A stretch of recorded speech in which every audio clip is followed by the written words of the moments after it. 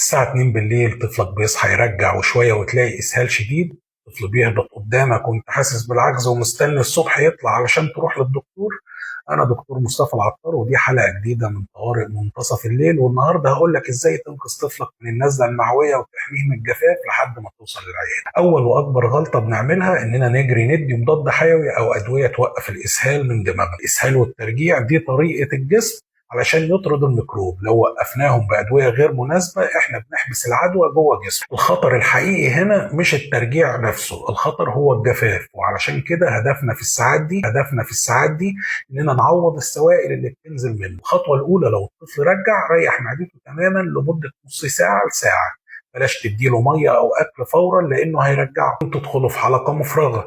الخطوة الثانية والمنقذة محلول الجفاف، ده البطل بتاعنا الليلة دي. هنحضره زي ما مكتوب على الكيس بالظبط، وفي برضه عبوات شبه العصير جاهزة التحضير. هنديه للطفل بالسرنجة أو المعلقة 5 سم أو معلقة صغيرة كل 5 أو 10 دقايق. بلاش يشرب كمية كبيرة مرة واحدة عشان معدته مش هتستحملها. الخطوة الثالثة لو الطفل بيرضع طبيعي ما نوقفش الرضاعة أبدا، دي أأمن وأفضل حاجة ليه دلوقتي. لكن لو بياكل هنمنع السكريات والحلويات والعصاير الجاهزة تماما، لأنها بتسحب المية من الجسم وبتزود الإسهال. ونركز على نشويات خفيفة. طيب إمتى ما نستناش للصبح ونطير على طوارئ المستشفى؟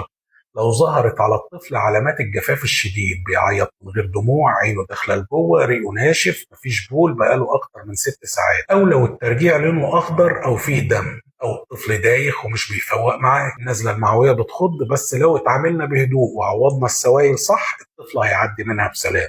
اعملوا شير للفيديو علشان تطمنوا كل اب وام بيسهروا قلقانين، واشتركوا في القناه علشان تبقوا جاهزين لاي طوارئ. وربنا يحفظ اولادكم.